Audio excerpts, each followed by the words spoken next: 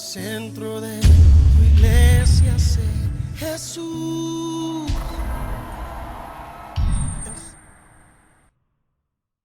Quite el sustento de pan y enviare a ella hambre y cortare de ella los hombres y bestias. Y estuvieron en medio de ella estos tres varones, Noé, Daniel y Job. Ellos por su justicia se librarían únicamente sus vidas, dice el Señor.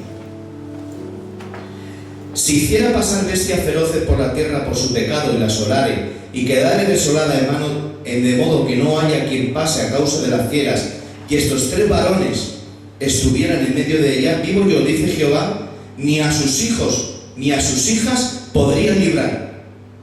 ¿Y a quién mienta? A Noé, a Daniel y a Job. ¿No tenía testimonio Daniel? ¿No tenía testimonio Job? Vamos a hablar un poquito de Job.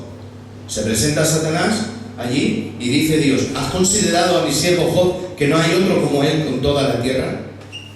O sea, el propio Dios resalta el testimonio que Job tiene. Pero aquí Dios, mandando juicio sobre la tierra, y específicamente a Jerusalén, le dice: cuando yo mandare por el pecado de esta tierra mi juicio, hiciera pasar mi desolación, hiciera pasar bestias feroces, y estos tres varones, Noé, que dice que condenó al mundo por su fe, fue pregonero de justicia. Daniel conocía los misterios de Dios. Y Job era, hermanos, que Dios dice de Job: has considerado a mi siervo, que no hay otro como él en toda la tierra. Es el testimonio que Dios dio de él. Dice: estos tres varones por su justicia se salvarían. Pero no se salvaría ni la tierra, no se salvarían ni sus hijos ni sus hijas. ¿Por qué? Porque la justicia del hombre que obra por la fe, Abraham fue justificado por la fe. La fe justifica a Noé, a Daniel y a Job. Pero esa justicia en la fe que ellos tienen no les sirve para un tercero. ¿Me explico? Dios está diciendo: aunque Noé, Daniel y Job se pusieran a interceder por la tierra, no valdría. Solamente ellos, por su justicia en mí, por su fe, serían justos y serían perdonados. Pero no le valdría. Bendito sea el nombre del Señor. Ahora, quiero leer Hebreos capítulo 7.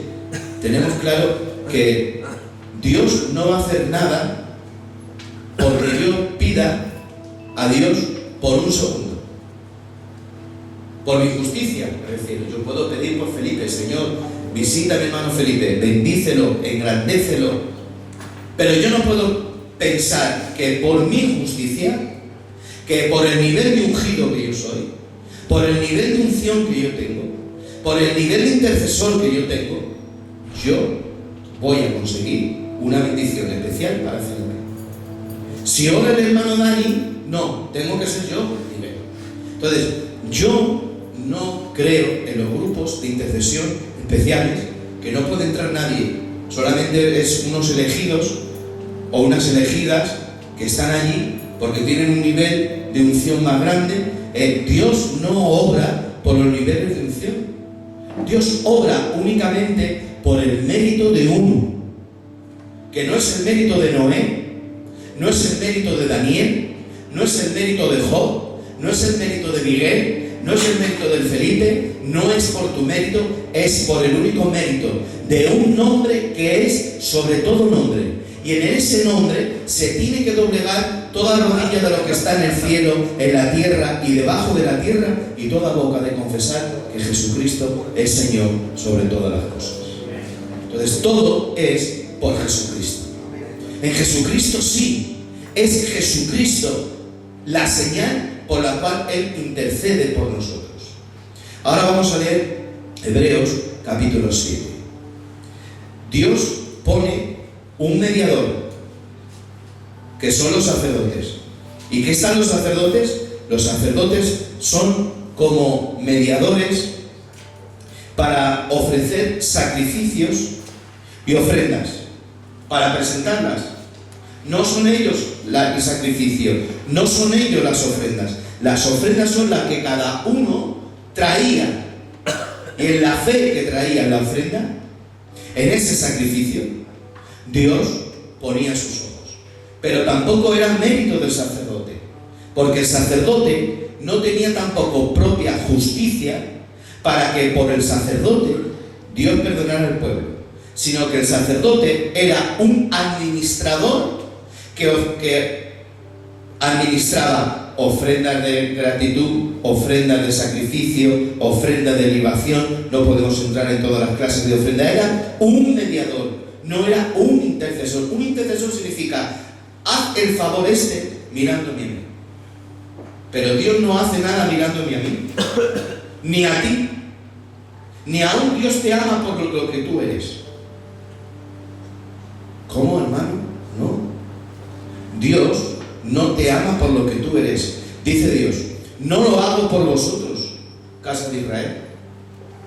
No lo hago por vosotros, sino lo hago por amor de mi nombre, que yo he puesto en vosotros.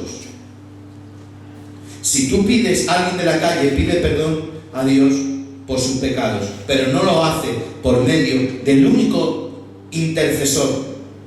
¿Qué estoy diciendo? Intercesor. Hay que cambiar el chip de lo que es intercesor. Intercesor no es uno que pide por otro.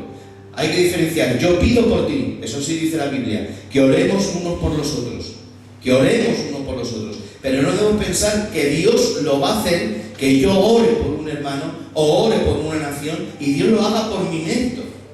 Eso es idolatría. Eso, hermanos, raya el engaño diabólico y satánico, sino que Dios lo hace por medio ¿de quién? De Jesucristo. Entonces, el sumo sacerdote tampoco tenía, por así decirlo, esa facultad. Pero ahora nos dice en Hebreos 7:7, dice, hablando del sumo sacerdocio, dice, vamos a leer el 22, dice: por tanto, Jesús es hecho fiador. ¿Ves? Fiador. Fiador. El único que es fiador, yo lo tengo, y tú tienes dinero. Y te digo: hermano, ¿me puedes avalar? Tú vas al banco, y yo soy un escacío, y el señor del banco a mí no me da nada. Pero como tú tienes una cuenta corriente, él ve que tú eres garante, es decir, que tienes garantía. Hay una garantía. Hay una garantía de que tú tienes un contenido de dinero. Y el señor del banco me da el dinero a mí, pero me lo da a mí a través de ti. ¿Por qué? Porque el director del banco tiene una garantía de que tiene el dinero depositado, que le da garantía suficiente para beneficiarme a mí. Entonces dice aquí en Hebreos 7:22: por lo tanto, Jesús es hecho fiador de un mejor pacto. Los otros sacerdotes llegaron a ser muchos, debido a que por la muerte no podían continuar. Pero este Jesús, por cuanto permanece para siempre, tiene un sacerdocio, un fiador inmutable. No se le puede ya cambiar. Jesús tiene un sacerdocio inmutable y es no solo un administrador, sino que es un fiador. El sacerdote no podía salir, el sacerdote levítico no podía salir fiador por otro. No, porque está escrito: el alma que pecare, esa morirá. Ya no se dirá más en Israel: los padres comieron las uvas agrias y a los hijos les dio la dentera, sino que el alma que pecare, esa morirá. Significa que el pecado de los padres no lo pagan los hijos, ni el hijo de los padres, sino el alma que pecare, esa morirá. Por eso el sacerdote no tenía poder para que por medio de su persona él poder perdonar los pecados. Por eso nos dice Hebreos, no lo leo porque es muy largo, lo explico, dice que tenía que ofrecerse en el sacerdocio arónico, se tenía primero que ofrendar y sacrificar el sacerdote por sí mismo, luego por el santuario y luego por el pueblo. Pero Jesús no tuvo que ofrecerse por nadie, sino que Él se ofreció por todo. ¿Por qué? Porque Jesús no solamente era sumo sacerdote, por eso dice que es mejor sumo sacerdote que los sacerdotes de la clase de Aarón, porque el sacerdocio de Cristo no es un sacerdocio solo de administrar, de manejar, sino que Cristo es un sacerdocio fiador. ¿Qué quiere decir? Que tú eres pobre, pero Él dice: Él es un pobre al Padre, pero como yo soy rico, enriquécete con la riqueza que yo tengo y tú has depositado en mí como tu hijo a Él. Entonces Dios te enriquece a ti, que eres un pobre, ciego, desventurado y desnudo, y yo contigo, pero tienes uno que te avala. uno que es fiador. Ese es Jesucristo. Entonces dice, por lo cual también salva perpetuamente a los que por él se acercan a Dios. Tú no puedes acercarte al Padre. Al Padre no te puedes acercar, porque se nos ha predicado al Padre un poco de lado. Pero si quieres que te presentemos al Padre de frente, le tenemos que presentar que es un Padre de amor, pero también es un Padre de justicia. Y es un Padre que castiga.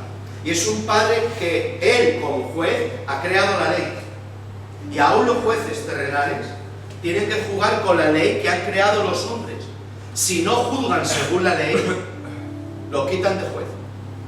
Nuestro Dios no juzga con una ley que han escrito otros, sino que la ha escrito Él a sí mismo. Y se debe Él a su propia ley. Por eso Él dice que no da por culpable al inocente, pero tampoco dará por inocente al culpable. Entonces Dios, hermano, castiga por su justicia, porque la naturaleza del Padre es la justicia. Le sale ser la justicia. Y castigar, ¿qué es el pecado? El pecado es desobediencia al mandamiento, que en términos espirituales se llama pecado. Pero en términos jurídicos, ¿cómo se llama el que transgrede la ley? Delincuente. En términos espirituales es pecador. Pero pecador y delincuente es lo mismo. Entonces, cuando yo peco, soy un delincuente delante de Dios. ¿Y quién es Dios? Es juez, pero también es Padre, y Él es amor. Igual que le sale la naturaleza de castigar el pecado, a todo el que delinque rompiendo sus mandamientos, ¿qué hace? Como es amor, nos perdona. Qué bien. ¿Pero a través de quién? De su Hijo. A través de su Hijo es que nosotros tenemos acceso al Padre. Ahora dice Felipe, muéstranos al Padre y nos basta. Y dice Cristo, tanto tiempo llevo contigo, Felipe, que aún no me he conocido. El que me ha visto a mí ha visto al Padre. Para esto he venido yo, para dar a conocer al Padre. Nada os hablo de mi cuenta. O sea que Jesús no se ha contado nada suyo. Lo que sabemos de Cristo es por el Espíritu Santo, que ahora mismo lo estáis viendo. El Espíritu Santo está tomando mis palabras y está tomando tu entendimiento ahora y está operando en todos nosotros en este momento, porque el Espíritu Santo está tomando de lo que es de Cristo y nos lo está haciendo saber. Entonces estamos sabiendo ahora, y estoy sintiendo la presencia en este momento, estamos sabiendo estas revelaciones del Padre y de Jesucristo, porque el Espíritu Santo está tomando de lo que es de Cristo y nos lo está haciendo saber. Si no es por el Espíritu Santo, yo no puedo predicaros esto y tú no lo puedes estar entendiendo, pero es por medio del Espíritu Santo que Dios toma mis palabras, toma tu entendimiento, te está iluminando y está ahora el Espíritu Santo operando en esta reunión, haciendo saber lo que es de Cristo. Pero Cristo dice, nada hago de mi voluntad, ni digo nada de mí, de mi propia voluntad, sino lo que oigo y veo del Padre, eso os hago saber. Entonces Él viene a decirnos lo que el Padre quiere decir. Entonces dice, yo soy el camino, yo soy la verdad y yo soy la vida. Y atención, nadie va al Padre si no es por Jesús. Nadie puede ir al Padre. ¿Por qué? Porque la Biblia nos dice que estamos revestidos. ¿De qué? ¿De qué estás revestido? Dice la Biblia. Tú estás revestido de Jesucristo. Revestido, ¿qué significa? Revestido, es decir, vuelto a vestir. Había una vestidura, pero se nos ha puesto otra. ¿Qué vestidura teníamos? Andrajos, mugre, manchas de pecado.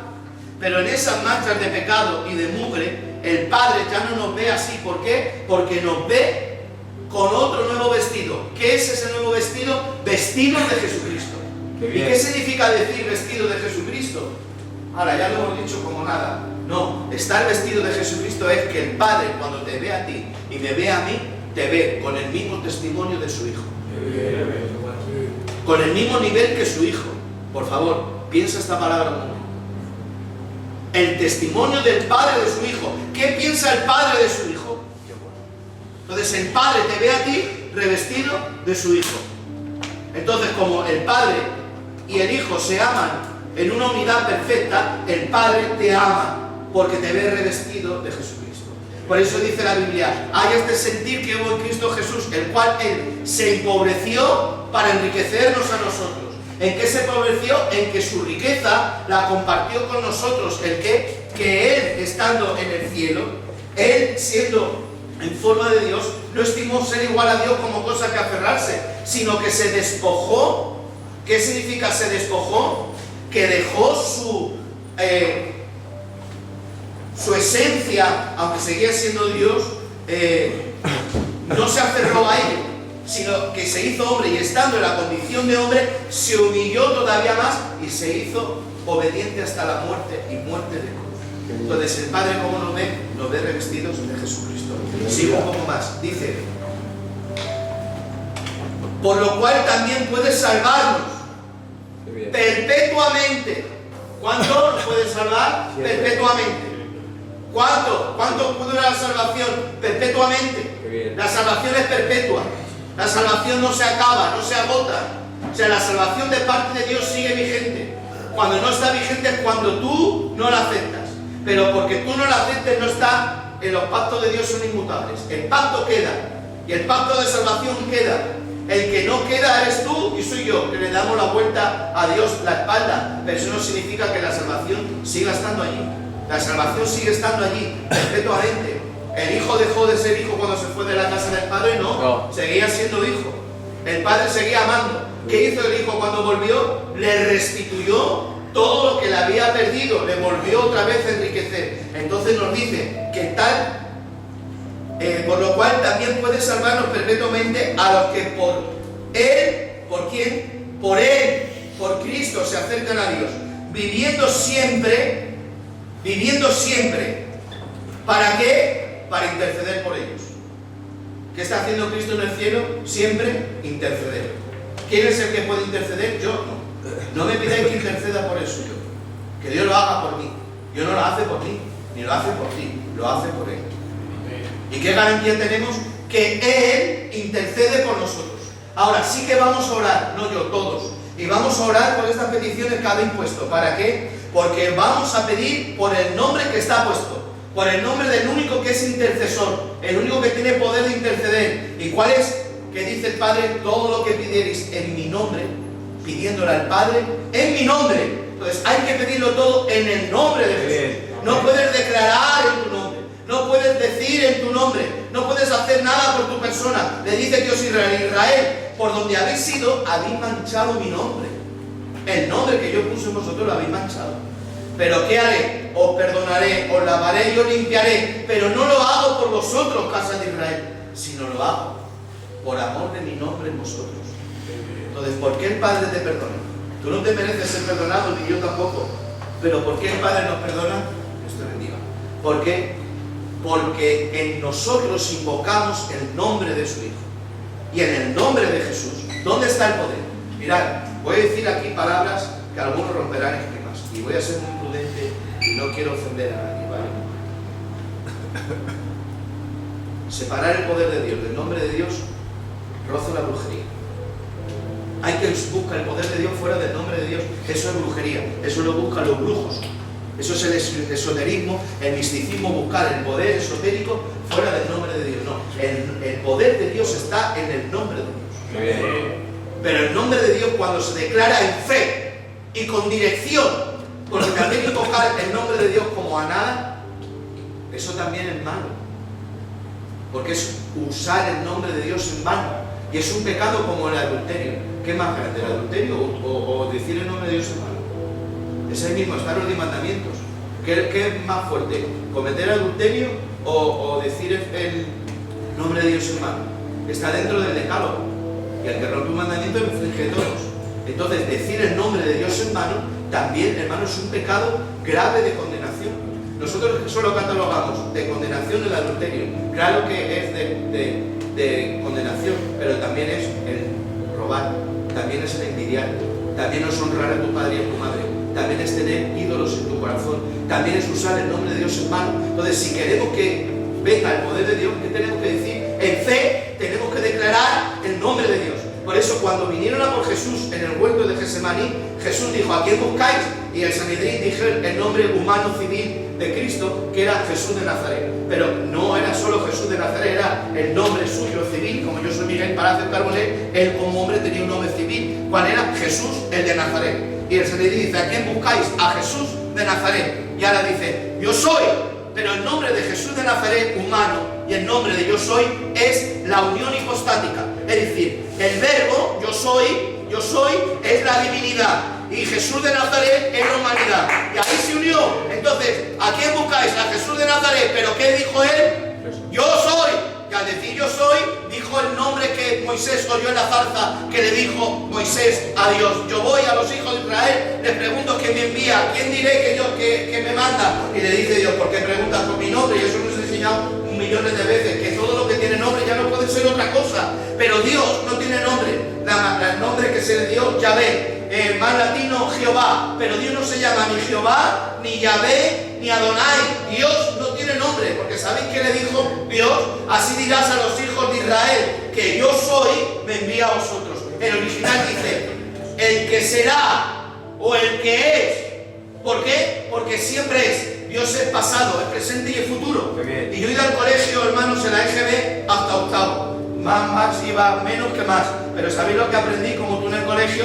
Que yo es una manera personal, yo. Y soy es del verbo ser. O sea, no es un nombre, ni Miguel, ni Antonio. No es Buda, no es Krishna, no es Mahoma. Esos son nombres. Pero ¿qué nombre tiene Dios? No tiene nombre. Porque si se le da un nombre ya no puede ser otra cosa. Por eso Jesús dijo, yo soy la puerta, yo soy el pastor, yo soy el camino, yo soy la verdad, yo soy la vida, yo soy el alfa, yo soy el omega. Y cuando entiende ese Sanedrín, ¿qué dice él? Yo soy. Y al decir yo soy, ¿qué se desprendió en el huerto de los olivos?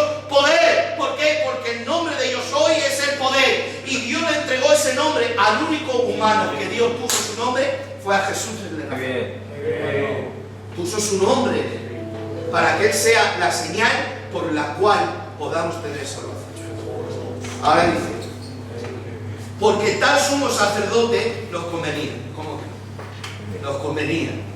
¿Qué sumo sacerdote? Uno que nos administre, no. Uno que sea fiador, uno que se pueda poner con el Padre y el Padre me perdone porque yo soy incapaz de poderme acercar a Él. No puedo acercarme a Él. Nadie. ¿Quién se pondrá delante?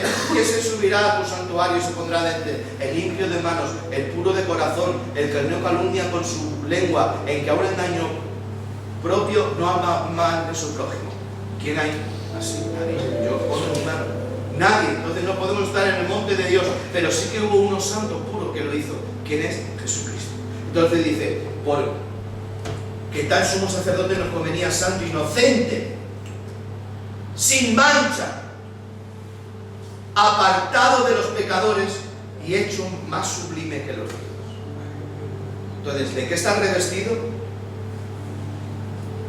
Tu vestido y el mío es santo, inocente, sin mancha, apartado de los pecadores y más sublime que los cielos.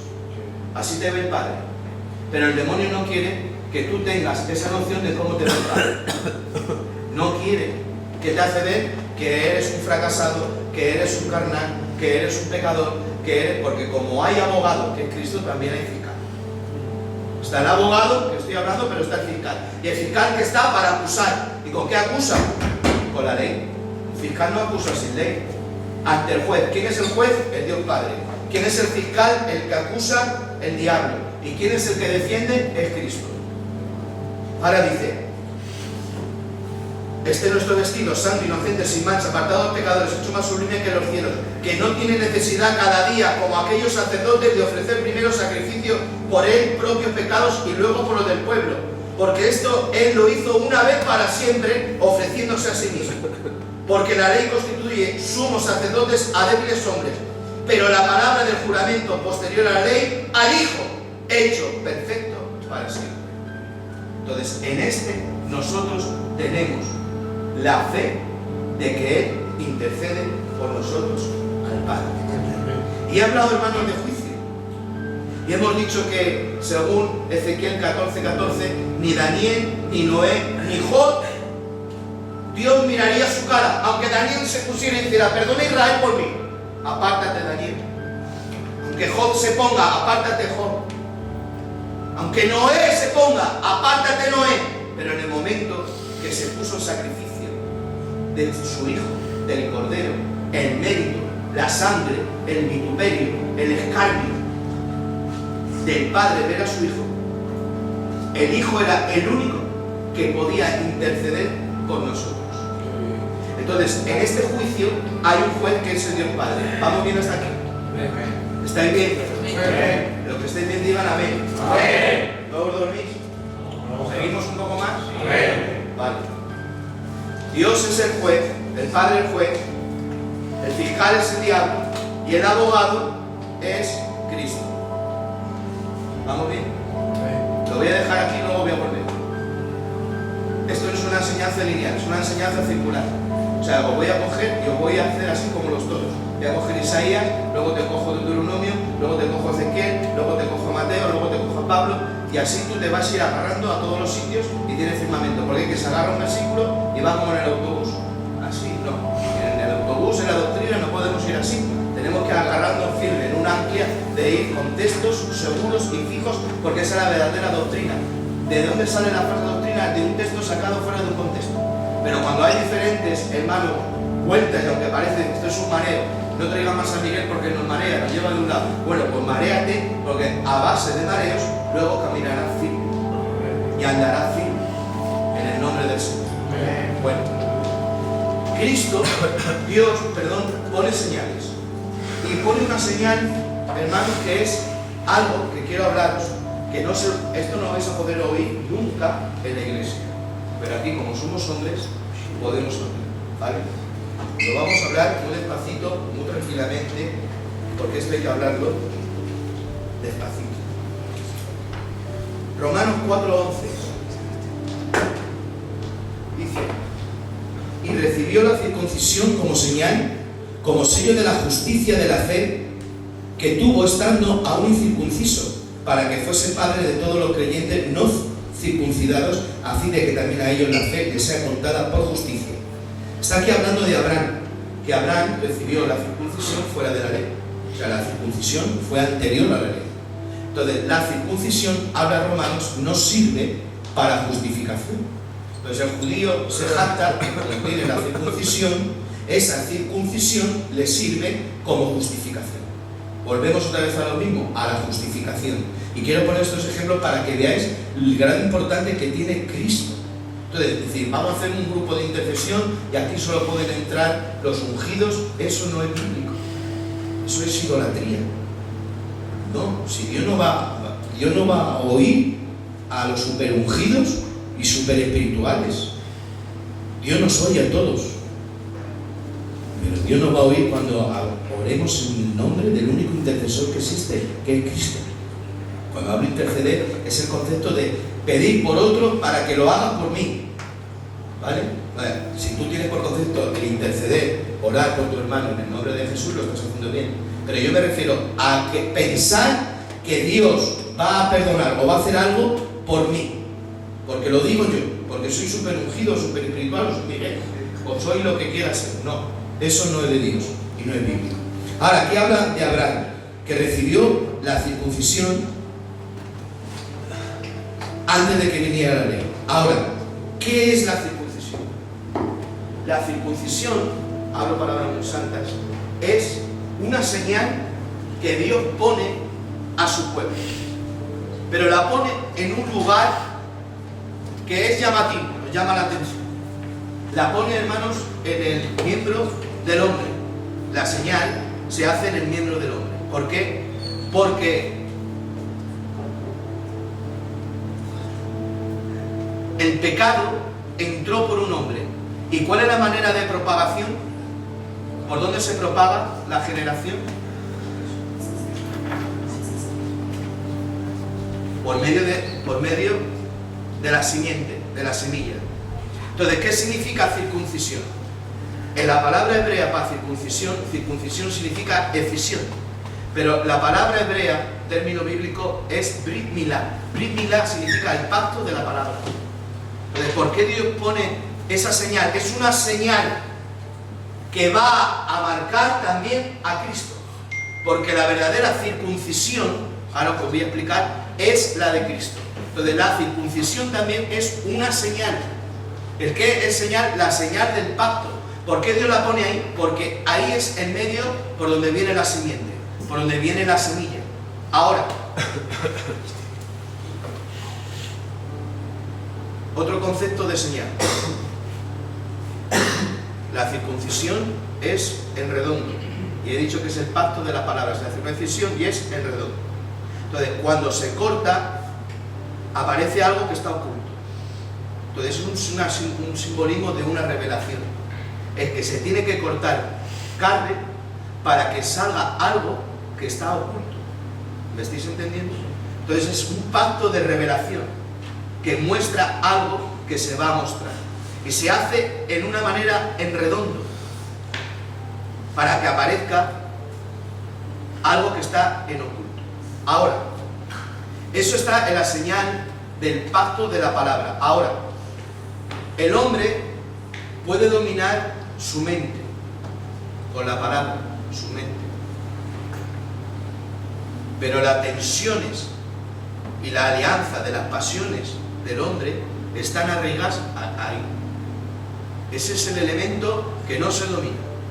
Y cuando se despierta la concupiscencia de la carne, esa es una señal en el cual, teniéndola a Dios a Israel, quería decirle de que el pacto no te lo pongo en la mente, sino que el pacto, la señal fuera exterior, ¿me entendéis? La señal exterior te la voy a poner fuera. ¿Dónde? Donde están las tensiones, donde nacen todas tus concupiscencias, para que te acuerdes que tú eres mi pueblo y no puedes ser un pueblo de concupiscencias. Y te la pongo en redondo, como un sello, una corona.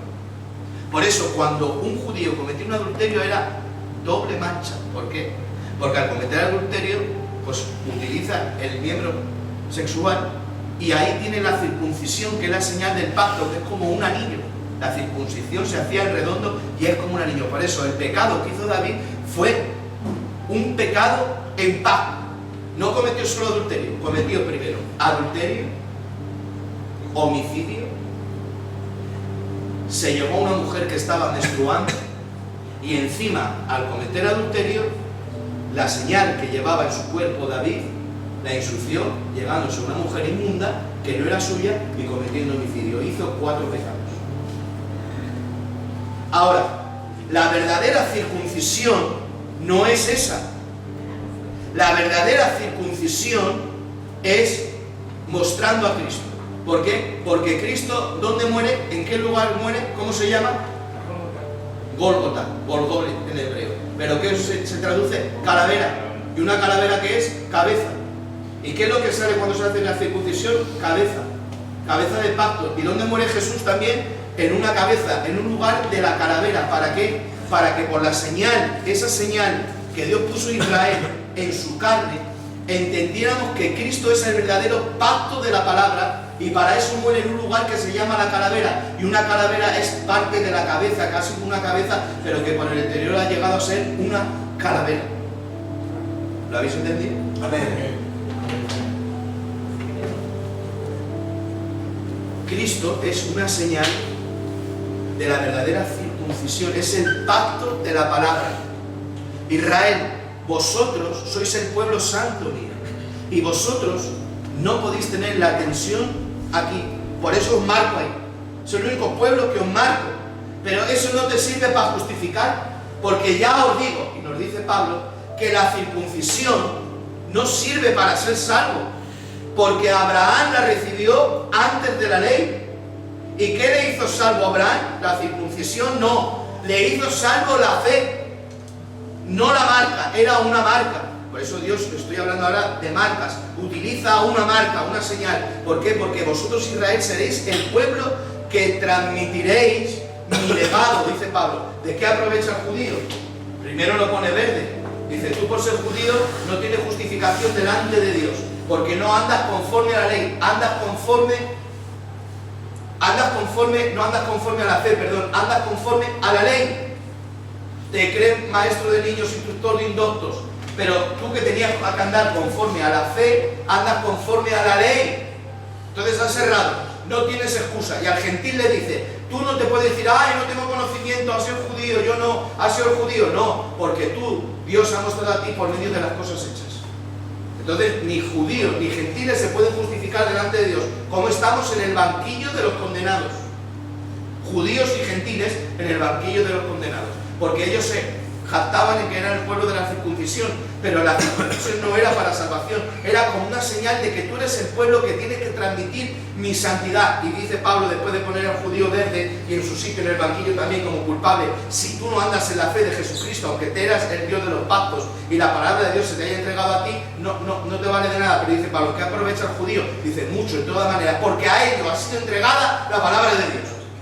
¿A quién se le ha entregado la palabra de Dios? Dice Pablo, a los judíos. ¿Por qué? ¿Los profetas que eran gitanos? No, eran judíos. ¿Los profetas que eran andaluces? No, eran judíos. ¿Eran madrileños? No, eran judíos. ¿Eran castellanos de Aranda? No, eran judíos. Eran judíos. Los apóstoles eran judíos. Y el Mesías que era, dice el Mesías, la salvación viene de Israel. ¿Pero qué les ha entregado? La palabra. Entonces, si tú eres el pueblo de la palabra, tienes que transmitir la palabra. Y ahora Dios le pone a Israel. Hemos hablado de juicio, ¿sí o no? Juez, fiscal, abogado y culpable. ¿Quién somos los culpables? Nosotros. Estamos en el banquillo. A la izquierda está el diablo y el abogado. Pero hay testigos. Los testigos. ¿Alguien tiene Biblia? ¿Me ayuda? Para terminar rápido, bueno, no importa. Deuteronomio 30, 19.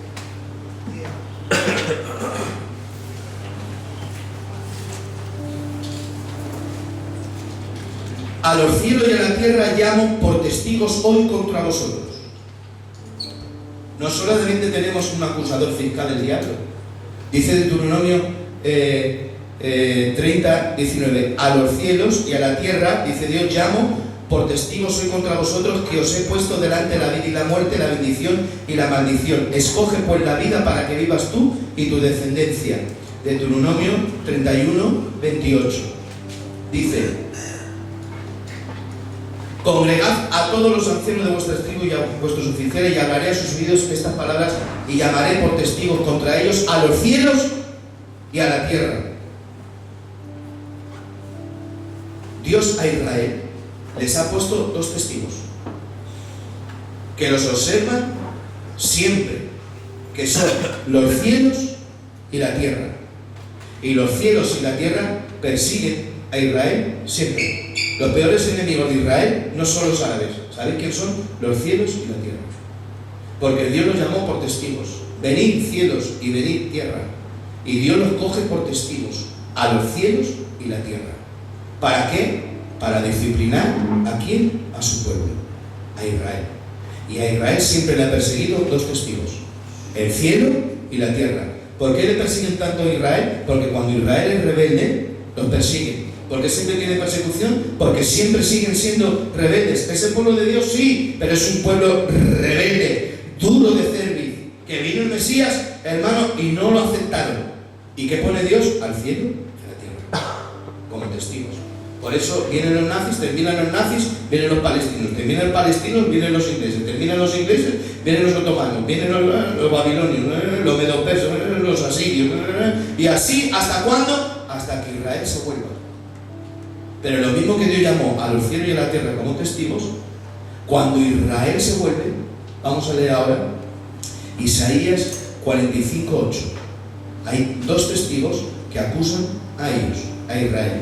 Pero cuando ellos se vuelven, como nosotros nos volvemos al Señor, dice Isaías 45:8, dice: rociad cielos de arriba y las nubes destilen la justicia, ábrase la tierra y se produzca la salvación y la justicia, hágase brotar juntamente, yo Jehová lo he creado.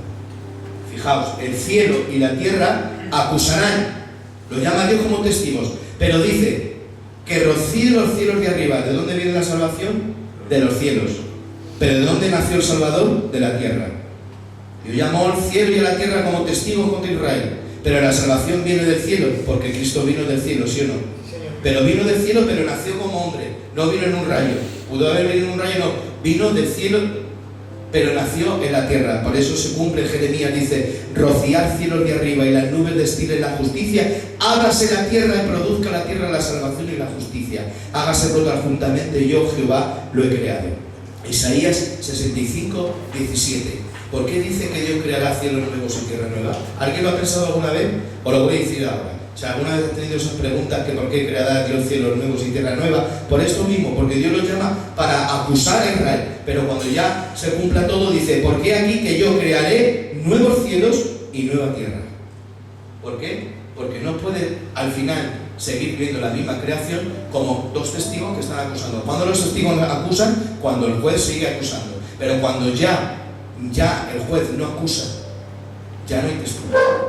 Como ya no hay testigos, ya no hay que acuse, cuando Israel se vuelva al acepte, como dice Pablo, entonces todo Israel será salvo, ya el cielo y la tierra no podrán acusar. Entonces Dios retirará el cielo y la tierra y hará cielos nuevos y tierra nueva. Por eso también ahora quiero leeros algo muy importante, que es Jeremías 31:31, y ya terminamos, y ya oramos.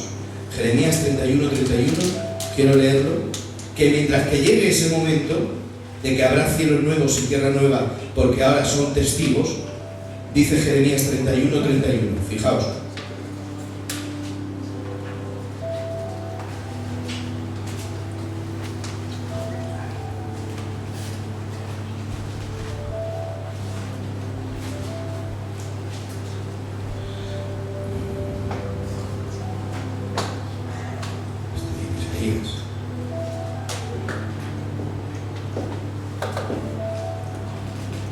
Ya estamos.